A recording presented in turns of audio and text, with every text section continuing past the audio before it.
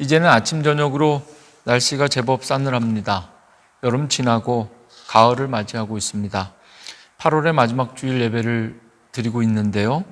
1년 365일 가운데 오늘이 242일째 되는 날입니다. 시간이 참 빠른데 올해도 이제 242일 지나고 123일 남아 있습니다. 4개월하고 하루 더 남아 있는 건데요. 우리 교회는 1988년 2월 14일 몬트리올에 세워진 최초의 한인 감리 교회입니다. 우리 교회가 세워진 지 오늘로 11,886일째 되는 날입니다. 오늘이 우리 교회가 이 땅에 개척된 지 32년하고 6개월 그리고 16일째 되는 날입니다. 설교를 준비하면서 말씀을 묵상하면서 오늘이 우리에게 어떤 날인가 생각해 보고 싶었습니다. 오늘 예배를 통해서 그리고 오늘 말씀을 통해서 오늘 우리가 해야 될 일들, 오늘 말이죠. 우리가 해야 될 일들을 함께 나누고자 합니다. 2019년 12월 30일 중국 우한시 중심병원 의사였던 리원양은 2003년 중화권에서 발생했던 사스와 유사한 증상을 보이는 7명의 환자들에 대한 보고를 처음 접하게 되는데요. 리원양은 그들을 7명의 환자들을 돌보다가 자신이 신종 바이러스에 감염되었습니다. 2020년 1월 8일 그에게 발열이 시작되었고 2월 1일 확진 판정을 받았으며 2월 6일 병세가 급격히 악화되어 다음 날인 7일 오전에 사망하게 됩니다. 우한시 중심병원은 의사 리원양이 신종 코로나 바이러스에 걸린 환자들을 돌보고 또 이 신종 바이러스와 싸우다가 2월 7일 오전 2시 58분 사망했다 이렇게 공식 발표하게 됩니다. 그때부터 신종 바이러스, 이 사스코브2라는 이 바이러스가 전 세계적으로 유행하게 되었고 이것을 우리는 코비드-19 팬데믹이라 부르고 있습니다. 2019년 12월 30일부터 정확히 오늘이 8개월째 되는 날입니다. 244일째 되는 날이 바로 오늘입니다. 우리 교회는 지난 3월 15일 주일부터 영상으로 가정에서 예배를 드리고 있습니다. 집에서 영상으로 주일 예배를 드리는 25번째 주일이 바로 오늘입니다. 168일째 되는 날인데요.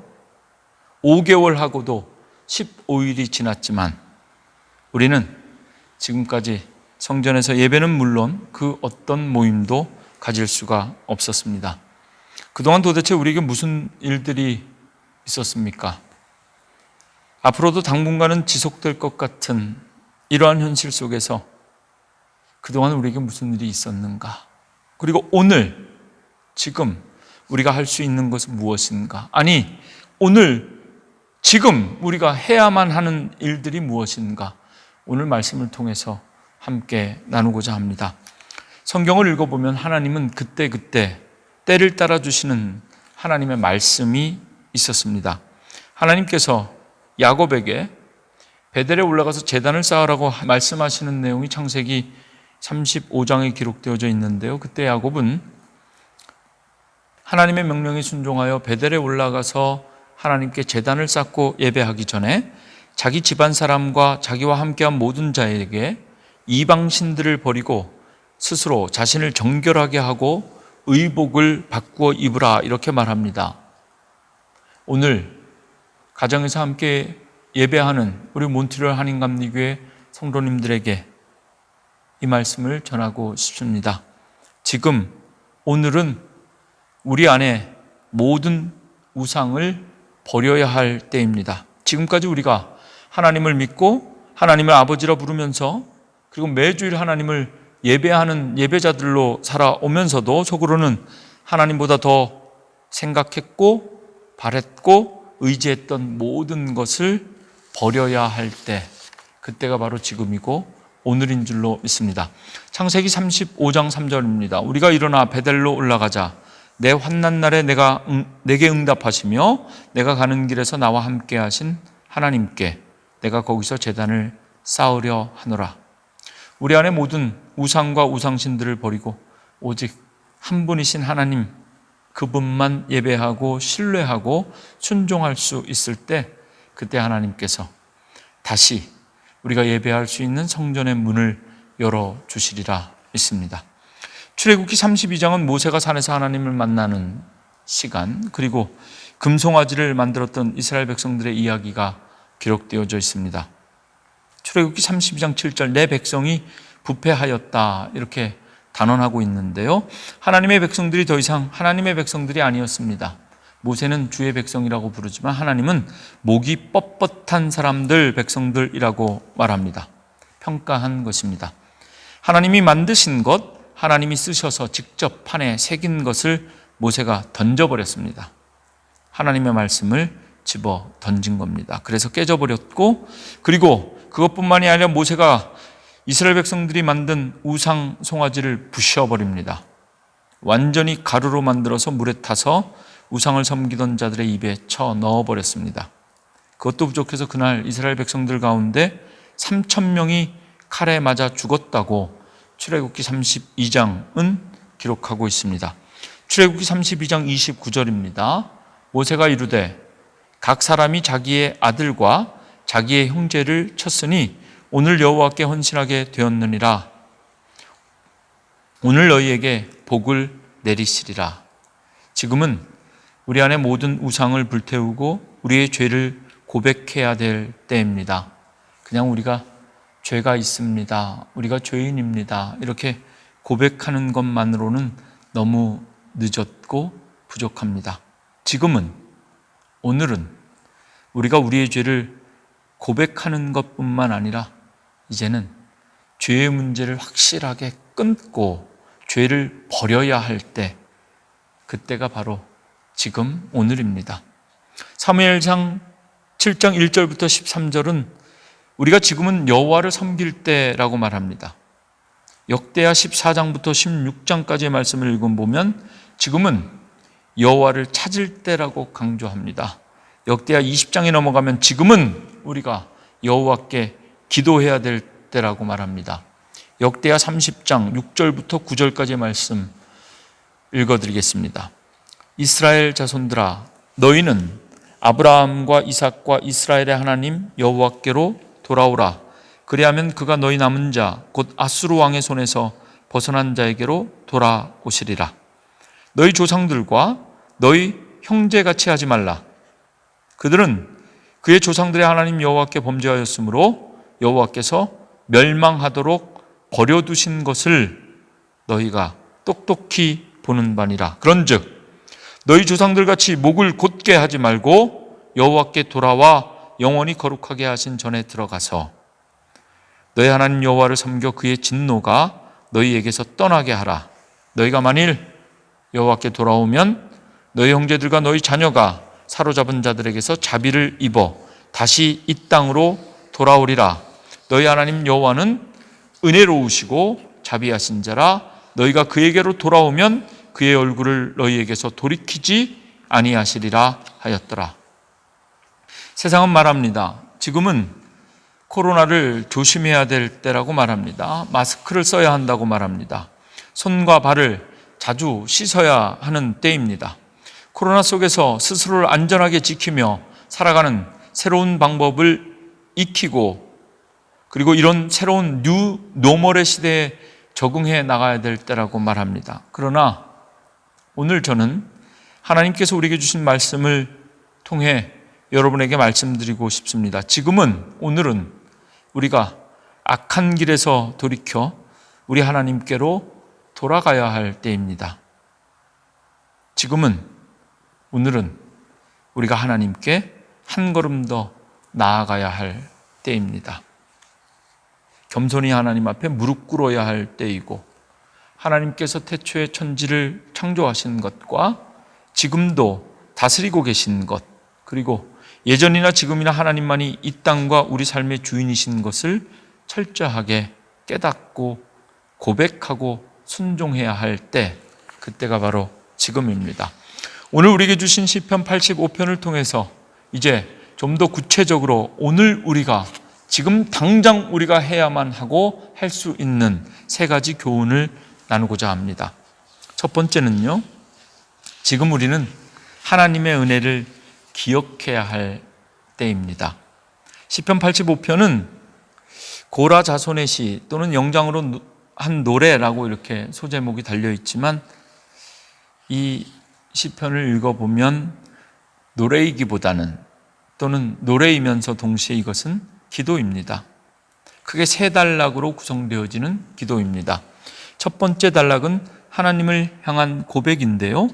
85편 1절 말씀을 함께 읽겠습니다. 여호와여 주께서 주의 땅에 은혜를 베푸사 야곱의 포로된 자들을 돌아오게 하셨으며, 이 1절부터 3절까지 전체를 쭉 읽어보면요, 동사가 완료형 동사를 사용해서 하나님께서 과거에 무엇을 행하셨는지를 고백하고 있습니다. 여호와께서 야곱 백성의 땅에 은총을 베푸셨던 때가 있었음을 기억하고 있는 겁니다. 지금 우리가 해야 할 가장 첫 번째 일은 지금까지 하나님께서 우리에게 베풀어 주신 하나님의 은혜를 기억해야 합니다. 모두 6개의 완료형 동사를 통해서 과거에 하나님께서 행하신 일들을 6가지로 고백하고 있는데요. 은혜를 베푸사, 돌아오게 하셨으며, 사하시고, 덮으셨나이다, 거두시며, 돌이키셨나이다. 여기에 쓰인 히브리어 동사들은 하나같이 모두 다 2인칭 완료형 시제로 표현되어져 있습니다. 하나님께서 우리의 과거 속에 이미 그렇게 하셨다. 야훼 하나님 당신께서 과거에 우리 백성에게 이런 일들을 하셨고 우리가 그 일을 지금 오늘 기억하고 있다는 겁니다. 지금까지 모든 교회와 성도들은 하나님의 은혜로 살았습니다. 그런데 최근 우리의 모습 어디에도 충만한 하나님의 은혜임을 고백하는 삶이 보이지 않습니다. 마치 하나님의 은혜가 언제부터인가 당연히 우리가 누려야 할 당연한 은혜처럼 여기면서 그렇게 살았습니다. 하나님께서 천지를 창조하시고 그 땅에 은혜를 베푸사 하루하루 새날을 열어주신 것, 그것이 바로 우리가 살아온 날들입니다. 그리고 그것이 바로 오늘 본문 1절의 고백입니다. 하나님의 형상대로 만들고 하나님의 생기를 불어넣어 주셨는데 우리는 하나님의 자녀답게 살지 못하고 세상에 종노릇하며 노예처럼 그렇게 살아왔습니다. 그런데도 하나님은 우리를 부르시고 기다리시고 돌아오게 하셨다. 오늘 시편 85편 1절의 고백이 우리의 고백, 지금 우리가 기억해야 할 하나님께서 우리에게 주신 은혜가 되기를 주님의 이름으로 축원합니다. 주의 백성이 아니라 목이 뻣뻣한 백성으로 살았으나 용서하시고 덮어주신 것이 하나님의 은혜입니다. 그 은혜를 기억하고 고백하는 것이 이어지는 2절과 3절 말씀입니다. 지금 우리가 해야 하는 것은 하나님의 은혜를 기억하는 것. 여러분, 힘들고 어려울 때일수록 이미 우리에게 주신 은혜를 기억하고 감사하는 성도님들이 되시기를 원합니다. 오늘이 어떤 날인지 다시 한번 생각하고 계수하여 보시기 바랍니다. 오늘이 내가 예수 믿기 시작한 지 얼마나 된 날인지 세어보시기를 바라고, 내가 세례받고 살아온 지 며칠째 되는 날인지 확인하시기를 바라고, 내가 오늘 하나님께서 이 땅에 세우신 몬트리올 한인감리교회에 출석하게 된 지 오늘이 며칠째 되는 날인지 기억해야 될 것입니다. 그동안 하나님께서 성전에서 예배하는 그동안 하나님께서 우리에게 주셨던 은혜를 다시 한번 생각하고 그 은혜를 인하여 눈물로 기도할 수 있는 것, 하나님의 은혜를 기억하며 다시 눈물 흘리는 자들에게 하나님께서 더 큰 은혜와 감격을 베풀어 주실 줄로 있습니다. 두 번째, 지금 우리가 해야 될 것은 겸손히 기도해야 합니다. 지금은 겸손히 기도해야 할 때입니다. 하나님을 향한 청혼과 기도가 이어지는 4절부터 7절까지 이어집니다. 우리 구원의 하나님이여 우리를 돌이키시고 우리에게 향하신 주의 분노를 거두소서. 주께서 우리에게 영원히 노하시며 대대에 진노하시겠나이까. 주께서 우리를 다시 살리사 주의 백성이 주를 기뻐하도록 하지 아니하시겠나이까. 여호와여 주의 인자하심을 우리에게 보이시며 주의 구원을 우리에게 주소서. 4절부터 7절은 명령형과 사역형 동사들을 사용해서 하나님께 시인이 간절히 기도하고 청원하고 있는 내용인데요, 요약하면 이렇습니다. 주여, 다시 한번 살려주십시오. 다시 한번 일으켜 주옵소서. 우리가 지금 해야 하는 기도가 바로 이것이라고 믿습니다. 주여, 우리에게 다시 한번 기회를 주시옵소서. 죽었던 우리들을, 교회들을 다시 소생시켜 주옵소서. 우리의 예배들을 다시 살려 주옵소서. 이 4절부터 7절까지 시인의 기도 속의 구체적인 내용을 하나씩 살펴보면요, 첫 번째 기도는 우리를 향하신 주의 분노를 거두어 달라고 기도합니다. 지금 우리가 경험하고 있는 이 코로나 사태가 철저한 우리 하나님의 분노라고 그렇게 해석하고 싶지는 않습니다. 그러나 지금 우리에게 필요한 기도는 이 기도가 맞습니다. 코로나가 아니더라도 우리는 하나님께서 주신 은혜로만 살지 않았습니다. 주님의 용서가 필요합니다. 하나님, 나 때문입니다. 용서하여 주옵소서. 우리를 향하신 당신의 분노를 거두어 주옵소서. 이렇게 기도해야 될 충분한 이유와 증거가 있습니다. 저는 모태신앙입니다. 오늘이 제가 어머님 뱃속에서부터 예수 믿기 시작한 지 17,442일째 되는 날입니다. 그렇게 뱃속에서부터 모태신앙으로 태어나서 자랐고, 또 어머니와 아버지의 기도를 통해서 아버지의 대를 이어 목사가 되었지만, 그렇게 살아온 지 17,444일이 되었지만 아직도 이렇습니다. 제가 담임 목사로서 몬트리올 강단에서 첫 주일 설교를 한 날이 2018년 7월 22일입니다. 오늘이 그날로부터 770일째 되는 날입니다. 주님의 용서와 덮어주신 은혜, 그리고 가려주신 은혜가 여전히 필요합니다. 그래서 기도합니다. 주여, 우리를 향하신 주의 분노를 거두어 주옵소서. 지금 오늘 코로나 속에서 우리에게 필요한 것은 하나님을 향한 용서의 기도입니다. 하나님, 우리의 죄를 덮어주시고 우리의 죄를 가려 주옵소서. 두 번째 기도는 다시 살려주옵소서. 6절입니다. 다시 살려달라.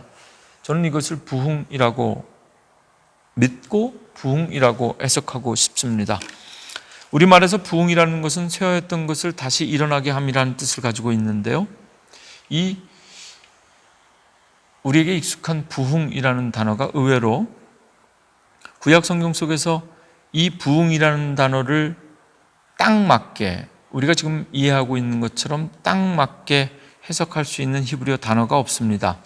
우리말 부흥에 꼭 맞는 말은 오히려 영어 성경에서부터 거꾸로 찾아가 보는 것이 더 쉬운데요, 영어로 revive라는 말, 오늘 우리가 읽은 본문의 NIV 영어 성경 번역에도 이 단어가 사용되었습니다.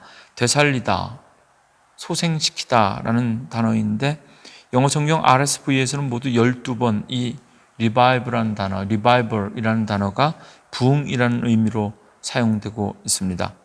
이 영어 단어를 문자적으로 가장 잘 상응하고 표현할 수 있는 히브리어 단어를 굳이 찾아본다면 하야라는 단어인데요, 하야, 이 단어의 명사형이 하이옴 또는 하이임입니다. 제 첫 번째 딸 아이의 이름이 김하임입니다. 다들 목사의 딸이니까 하임 하면 하나님의 임재 정도로 생각하는데요, 제가 신학교에서 히브리어 공부할 때 태어난 딸입니다. 히브리어 하야, 하이임, 살아있다. 히브리어로 하야, 하이임은 생명을 말하는 것인데요, 모든 살아있는 생명은 하나님께서 주시는 것, 하나님께서 만드신 것, 하나님께서 주관하신 것, 하나님이 주신 생명, 그래서 김하임입니다. 지금 우리에게 필요한 것, 새로운 생명입니다. 되살아나는 생명, 그것을 부흥이라고 말합니다. 지금은 부흥의 때입니다. 코로나를 통해서 꺾어지고 죽어지고 꺼져버리는 것이 아니라 다시 살리시고 세우시고 다시 활기 있게, 생동력 있게, 생명력 있게 살아가게 하는 것. 코로나 속에서 우리가 기도해야 될 부흥은 마치 부활과 같은 부흥이라고 믿습니다. 죽었다가 다시 살아나는 것 말입니다. 우리 귀에 익숙한 구절, 여호와여 주는 주의 일을 이 수년 내에 부흥케 하옵소서. 이것도 히브리어를 그대로 직역하면 야훼여 당신의 일을 몇 년 안에 다시 살리시옵소서, 이렇게 되는 겁니다. 이것이 하박국 선지자가 하나님께 드리는 강력한 청원이었고 요청이었고 기도였습니다. 다시 사는 것, 다시 살게 되는 것, 생명을 다시 누리게 되는 것, 그것이 바로 지금 우리가 해야 할 기도인 줄로 믿습니다. 구체적인 기도 가운데 세 번째 기도는 7절에 주의 구원을 우리에게 주소서입니다. 부흥은 사람이 이루는 것이 아니라 하나님께서 하시는 일입니다. 하나님 외에는 아무도 이 일을 시작할 수도 없고 완성하실 수도 없습니다.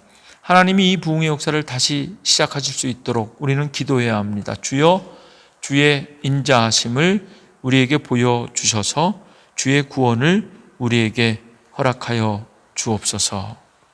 우리가 이미 경험한 부흥의 역사가 있고 지금도 이 하나님의 부흥의 역사는 우리 가운데 계속되고 있습니다.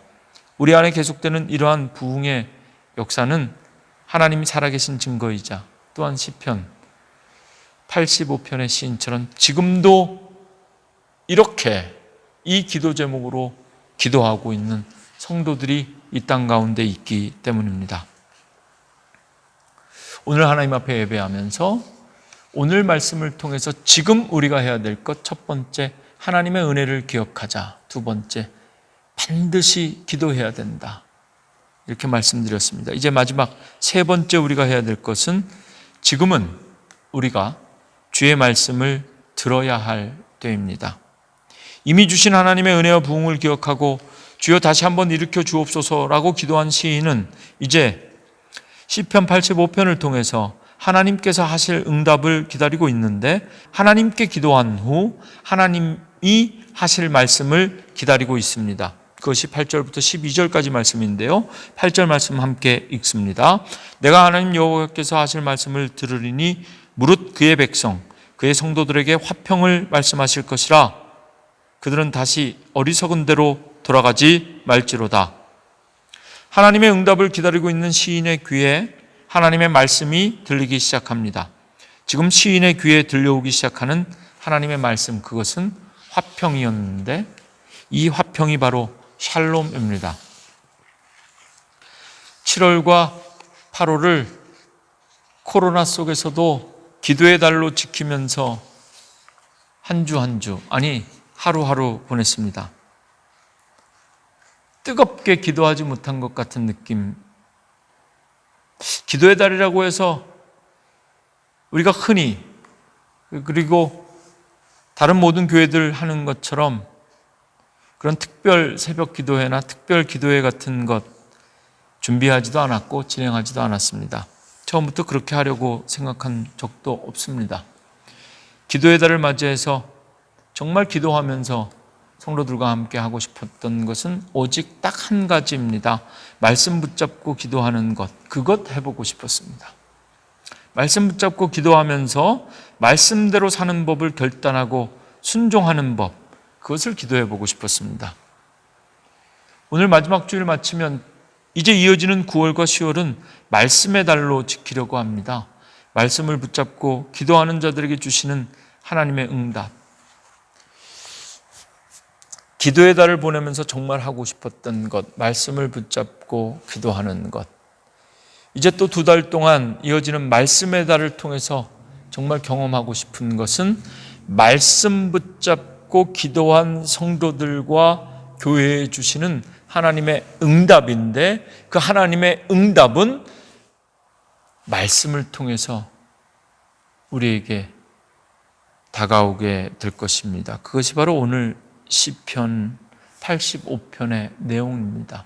시편 기자는 하나님 앞에 기도한 후에 하나님의 응답을 기다리는데 그 응답이 말씀으로, 그리고 그 말씀 속의 메시지는 화평으로, 샬롬으로 그렇게 응답되었다라는 것입니다. 여호와께서 하실 말씀을 듣는다. 히브리어 에쉬메아 이런 단어로 시작하는데요. 쉐마라는 단어가 여기 있습니다. 말씀을 듣는다는 것은 listen to, 설교를 듣는 것과 같은 귀로 들려지는 말씀을 의미하는 것이 아닙니다. 쉐마는 듣는다는 의미를 넘어서 순종한다는 의미를 함께 가지고 있는 겁니다. 오늘 설교를 들었다라는 이 고백에는 오늘 설교에 순종한다라는 의미가 함께 있다는 겁니다. 하나님께서 주시는 말씀을 듣는다, 귀로 듣는 것이 아니라 마음으로 듣고 삶으로 살아내는 것, 그것이 바로 말씀을 듣는 것입니다. 말씀을 붙잡고 기도하는 자들에게 주시는 응답, 문제를 붙잡고 기도하면서 우리 삶의 모든 문제들이 기적처럼 바뀌게 되고 변화되게 되고 해결되는 것, 그것을 우리는 응답이라 생각하고 늘 그런 응답을 구합니다. 그런데 오늘부터 우리가 다시 한번 기도하고 응답받기 원하는 것은 말씀을 통해서 주시는 응답입니다. 그의 성도들에게 화평을 말씀하실 것이라 8절 말씀인데요. 하나님께서 주실 기도의 응답은 화평입니다. 그리고 이 화평은 샬롬이며 전쟁 없는 평화를 의미합니다. 지금 세상은 코로나 때문에 전쟁입니다. 국경을 폐쇄해서라도 코로나가 전염되는 것을 막으려고 합니다. 백신을 서로 개발하려고 전쟁입니다. 개발된 백신을 서로 먼저 가지려고 전쟁입니다. 서로가 자신들의 나라가 더 코로나로부터 안전하다고 자랑하고 있습니다. 줄어들었던 확진자의 수가 다시 늘어나기 시작하자 서로 너 때문이다 라고 전쟁입니다. 삿대질하고 있습니다. 코로나 속에 온 세상이 마치 전쟁터 같습니다. 정말 우리에게 필요한 것이 샬롬, 화평입니다. 하나님께서 주시는 화평 말입니다. 제가 지난 2주, 3주 동안 방문했던 시카고는 미국 일리노이주인데요. 일리노이주 북쪽에 위스콘신주가 있습니다. 위스콘신주에서 최근에 총기 사고가 발생했는데 또다시 경찰이 흑인에게 7발의 총을 발사했습니다. 대형 건물이 불타고 연방군이 투입됐으며 저녁 7시부터 아침 7시까지 통행금지가 실시되고 있습니다. 제가 시카고에 있는 동안에 저에게도 그런 재난 응급 문자가 왔는데요. 저녁 7시부터 아침 7시까지 통행금지, 그리고 이 지역에서 비즈니스를 하는 모든 사업자들은 가게의 모든 연료 밸브를 잠가라, 이런 문자를 받았습니다. 전쟁입니다. 약탈과 방화로 제가 살았던 시카고 다운타운은 들어갈 수도 없고 들어가면 나올 수도 없는 타운이 되었습니다. 지금 우리에게 필요한 것, 여러분들 삶은 안전하십니까? 미국의 한 리서치 단체에서 전 세계 14개 선진국 가운데 코로나에 가장 잘 대응하는 나라를 조사했는데요. 1위는 덴마크, 그리고 캐나다가 3위였다고 합니다. 전체 조사 대상 가운데 88%의 캐나다인들이 그래도 선진국들 가운데 캐나다가 코로나 사태를 잘 대처하고 있다, 관리하고 있다, 이렇게 응답한 것입니다. 그런데 정말 우리는 화평한가, 평안한가? 코로나 바이러스로 모두가 긴장하던 그때 아직도 기억하는데요. 마트마다 필요한 생필품을 먼저 가지려고, 먼저 보유하려고 다들 얼마나 애쓰셨습니까? 지금 우리에게 필요한 응답은 화평입니다. 하나님께서 주실 화평을 위해서 기도해야 됩니다. 진실로 그의 구원이 그를 경외하는 자에게 가까우니 영광이 우리 땅에 머무르리이다. 인애와 진리가 같이 만나고 의와 화평이 서로 입맞추었으며 진리는 땅에서 솟아나고 의는 하늘에서 굽어보도다. 여호와께서 좋은 것을 주시리니 우리 땅이 그 산물을 내리로다. 오늘 특별히 시편 85편을 설교하고 싶었고 하나님께서 저를 통해서 오늘 우리 교회 주시는 말씀이라 묵상할 수 있었던 것은 이 9절부터 12절까지 말씀 때문입니다.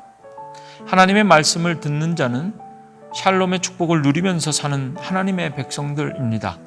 정신적, 육체적, 사회적, 물질적 온전함을 의미하는 이 샬롬의 축복, 이것이 우리가 하는 모든 기도에 응답되기를 주님의 이름으로 축원합니다. 사랑과 진리가 같이 만나고 의와 화평이 서로 입맞추었으며 진리는 땅에서 솟아나고 의는 하늘에서 하감하였도다. 여호와께서 좋은 것을 주시리니 우리 땅이 그 산물을 내리로다. 이것이 오늘 우리에게 주시는 하나님의 말씀, 그리고 오늘 예배를 통해서 우리에게 하나님께서 우리에게 보여주시는 하나님의 비전 되기를 원합니다.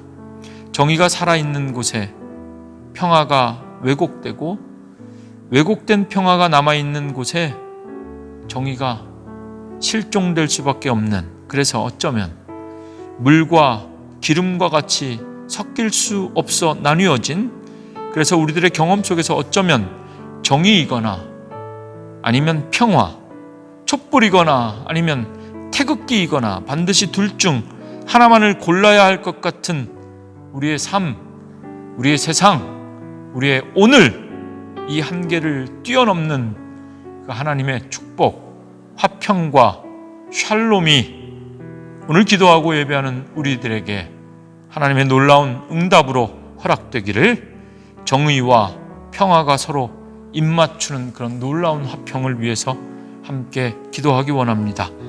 진리가 땅에서부터 솟아나고 정의가 하늘로부터 가득 차는 세상, 참 좋은 세상, 우리 모두가 꿈꾸어야 할 세상이라고 믿습니다. 우리가 믿는 하나님, 좋으신 하나님입니다. 그리고 좋은 것을 우리에게 주시는 분입니다. 오늘 시인은 부흥을 외치는 기도로서 시편 85편의 마지막을 이렇게 마무리하고 있습니다.